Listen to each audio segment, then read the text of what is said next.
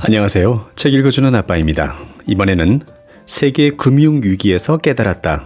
끈질긴 분산 투자술 타무라 마사유키. 폭락은 기회입니다. 세계 금융위기로 경험한 끈질긴 분산 투자에 대한 책을 소개하고자 합니다. 이 책은 1992년부터 시작된 세계 대공황에 대한 이야기가 담겨져 있습니다. 그 세계 대공황이라는 상황이라는 것은 주식의 90%가 대폭락하는 시기이기도 합니다. 리먼 쇼크라든가 IT 버블 붕괴하고는 차원이 다릅니다. 이런 대폭락의 상황에서도 불구하고 3년 6개월 만에 회복한 분산 투자술에 대해서 소개하고자 합니다. 목차입니다. 서막은 1929년 대공황에 대해서 1장 끈질긴 투자란, 2장 에셋 알로케이션에 대해서, 3장 ETF에 대해서 제대로 알기, 4장 개별 주식에 대해서, 5장 외화와 REIT에 대해서, 6장 위험한 투자처에 대해서. 먼저 1929년 세계 경제공황에 대한 이야기부터 하겠습니다. 당시 S&P 500의 지수의 움직임에 대해서는 1929년 8월에 고점을 지났고 그 뒤로 수년에 걸쳐서 주가가 폭락하기 시작해서 최대 90% 정도 하락을 했습니다. 그 뒤로 29년 8개월에 고점을 지나간 시점이 1954년이므로 지수가 25년간 돌아오지 못하는 대폭락이었습니다. 이 사례만으로도 대폭락의 에피소드로 충분하게 얘기할 수 있을 것이라고 봅니다. 이 25년이라는 기간은 배당을 제외한 수치입니다. 기본적으로 장기 투자라고 한다면 배당은 재투자하는 것을 전제로 볼 수 있습니다. 그 배당의 재투자로 인한 복리를 포함한다면 25년간이 아니라 15년 만에 회복된다는 것을 알 수 있습니다. 그렇다 하더라도 15년은 굉장히 긴 시간입니다. 누구나 장기 투자를 하고 있지는 않기 때문에 15년간 돌아오지 못한다는 건 어떤 투자자도 상당히 괴로울 겁니다. 자, 그럼 이 15년을 보다 짧게 하기 위해서 어떻게 해야 하는가입니다.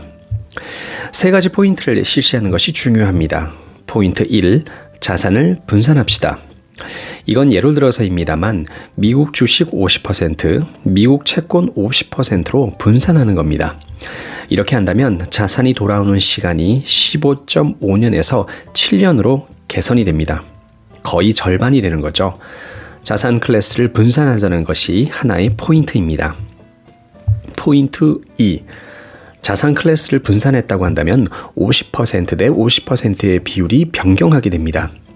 그러면 월 1회 리밸런싱을 하자라는 겁니다. 여기서는 예를 들어 월 1회 리밸런싱 하자고 합니다만 본서의 결론으로 보자면 빈도를 적게 하는 것이 좋다라고 합니다만 리밸런싱은 꼭 해야 한다라고 합니다. 개인 투자자들에게 있어서는 매달 1회 리밸런싱은 어렵지 않을까 합니다. 수수료와 시간이 들기 때문입니다. 중요한 건 리밸런싱을 합시다라는 포인트입니다. 결과 7년이 6.2개월로 개선이 됩니다. 포인트 3. 적립식 투자를 하자는 겁니다. 물론 적립식이 좋을지 일괄 투자가 좋을지는 케이스 바이 케이스입니다만 역시 투자의 핵심에 놓아야 할 돈에 대해서는 적립식 투자가 무난하지 않을까 하는 것과 정신적으로도 안정이 되지 않을까 합니다. 물론 경우에 따라서는 일괄 투자의 검토의 여지도 있겠지만 정말 이건 모르는 일이기 때문에 케이스 바이 케이스라고 봐야 합니다.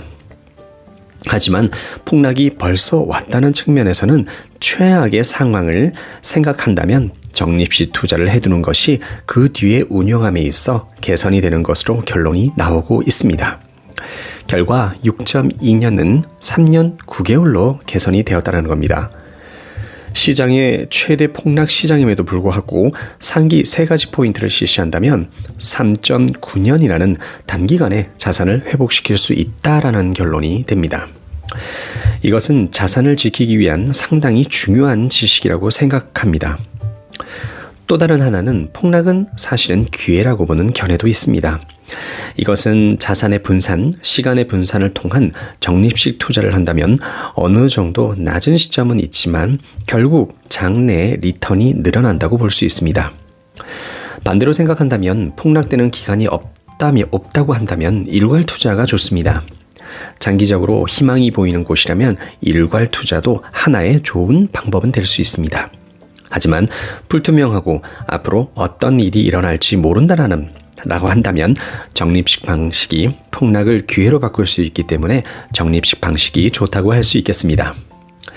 자, 그럼 적립식 투자가 좋다라는 것은 알겠는데 주식을 비롯한 각 자산의 글로벌 분산이라는 것은 불필요한 것이 아닌가라고 보는 관점이 최근에 늘어나고 있습니다. 좀 전에도 설명을 드렸듯이 미국 주식과 미국 채권만으로도 상당히 분산의 효과를 볼 수 있다는 것이 입증되었기 때문인데 이 부분에 있어서는 의견들이 많이 나눠집니다. 자주 하는 말은 정말로 돈이 필요할 때 없어져 버리는 것이 분산의 효과라는 겁니다. 하지만 최근에 글로벌화 되어감에 따라서 어떤 나라의 주식을 사더라도 결국 상관성이 높기 때문에 글로벌 분산은 큰 의미가 없다는 의견도 있습니다. 어느 정도 타당성은 있습니다. 곤란기에는 어느 나라도 주가는 내려가는 경향을 보인다라는 겁니다.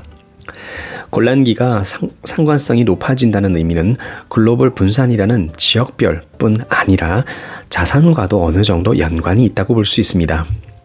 예를 들어 주식과 채권의 상관에 대해서 거의 상관관계는 없기에 주식과 채권으로 분산하는 것이 효과가 있다는 것이 정설로 되어 있죠. 이 분산이라는 것이 좀 복잡해서 주가가 내려갈 때 채권이 주가보다는 내려가지 않기 때문에 어느 정도 분산이 있다라고 할 수 있습니다. 하지만 채권이 내려갈 때 주가도 같이 내려갈 수 있기 때문에 분산의 효과가 거의 없는 경향이 있습니다. 그렇기에 곤란기에 있어서는 분산 효과가 없어지는 경향이 있습니다. 이건 어떤 자산에 대해서도 현금이 필요한 시기가 있기 때문에 그 영향도 있을 수 있습니다만 물론 여러 가지 요인들이 혼재되어 있기도 합니다. 어찌되었던 간에 곤란기에 상관성이 높아지는, 즉 같은 움직임을 보인다라는 것입니다. 함께 폭락한다는 것이죠. 그렇다면 분산 투자를 하지 말고 상승하는 주식에 집중하는 것이 어떨까, 좋지 않겠는가 하는 의견도 있습니다. 이것에 대해서는 시장 분석이 어느 정도 예측이 가능하던가 하면 모르겠지만 이 세상 누구도 어떤 자산이 상승할지는 예상은 무지하게 어렵다라는 겁니다. 최근 5년간의 상승되었던 자산에 대해서 어느 누구도 예측을 하는 사람은 없었습니다. 만약 가능했다면 단기간에 엄청난 결과를 만들어냈을 겁니다. 이렇게 어렵기 때문에 어떤 상황이 발생되더라도 분산 투자를 함으로써 대응할 수 있도록 하는 것이 가장 바람직하다고 볼 수 있습니다. 결국 분산하고 가능하다면 리밸런싱 하자는 겁니다. 리밸런싱은 너무 자주 해도 좋지 않습니다. 전혀 하지 않는 것보다는 훨씬 좋지만 1년마다가 아닌 3년을 주기로 시간을 가지고 리밸런싱 하는 것이 바람직한 방향이 아닐까 합니다. 리밸런싱이 귀찮다고 생각할 수도 있지만 예상보다 너무 빗나가거나 할 때는 안 하는 것보다 하는 것이 효과가 있다고 볼 수 있습니다. 자, 그럼 정리를 하겠습니다. 자산의 분산, 시간의 분산을 하자는 겁니다. 리밸런싱은 가끔 하는 것이 바람직하다는 겁니다. 자산별로 리턴을 예측하는 것은 불가능에 가깝습니다. 폭락은 적립식 투자자에게 있어서는 사실 기회입니다. 이상의 내용을 잘 지킨다면 세계 금융위기처럼 대폭락이 있었다 하더라도 절망하지 않고 오히려 기회로 생각할 수 있지 않을까 합니다. 이 책은 상당히 오래된 책입니다만 원칙 불변의 내용이 실려 있다라고 할 수 있겠습니다. 감사합니다. 구독과 좋아요도 부탁드립니다.